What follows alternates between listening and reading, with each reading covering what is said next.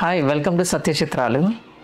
ఈరోజు మా స్టూడియోలో ఫోటో తీయడం స్టార్ట్ చేస్తే పిక్చర్ అనేది అవుట్ ఆఫ్ ఫోకస్ అవుతుంది. ఏమన్నా బై మిస్టేక్ ఏమన్నా మాన్యువల్ ఫోకస్లో ఏమన్నా చేంజ్ అయిందని చెక్ చేస్తే అది అవుట్ ఆఫ్ ఫోకస్లోనే ఉంది.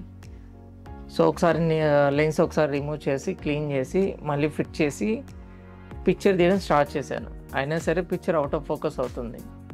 అరే ఈ టైంలో సర్వీసెస్ సెంటర్కి వెళ్తే వాడు ఎంత బిల్ వేస్తాడని చెప్పి ఆలోచిస్తే అసలు కెమెరా ఫంక్షనింగ్ అనేది ఎలా జరుగుతుందని చెప్పేసి ఆలోచిస్తే రిఫ్లెక్ట్ అయిన లైట్ లెన్స్లోంచి ట్రావెల్ అయ్యి సెన్సార్ మీద పడి సెన్సార్ మీద పడిన లైట్ డిజిటల్గా కన్వర్ట్ చేసి మనకి మెమరీ కార్డులో స్టోర్ చేయడం జరుగుతుంది.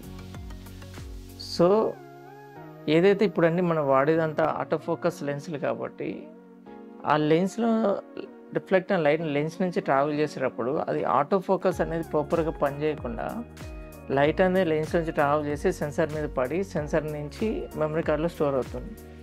సో నాకు అర్థమైంది, ఇది ఆటో ఫోకస్ అనేది ప్రాపర్గా వర్క్ అవ్వట్లేదు, దానివల్లే మనకు బ్లర్రీ ఇమేజెస్ వస్తున్నాయి అని. సో నేనేం చేశానంటే మాన్యువల్ ఫోకస్లోకి మార్చి మాన్యువల్గా పిక్చర్ని మాన్యువల్ ఫోకస్ చేసి పిక్చర్ తీయడం స్టార్ట్ చేశాను. అప్పటి నుంచి పిక్చర్ పర్ఫెక్ట్గానే ఉంటుంది. సో నేను ఇది మీకు ఎందుకు చెప్పాలనుకుంటున్నానంటే ఏదైనా ఒక ప్రాబ్లం వచ్చినప్పుడు టెన్షన్ పడకుండా ప్రశాంతంగా కూర్చొని ఆలోచిస్తే దానికి సంబంధించిన సొల్యూషన్ దొరుకుతుంది. అట్లీస్ట్ లేదంటే మీకు ఒక వే క్రియేట్ అవుతుంది.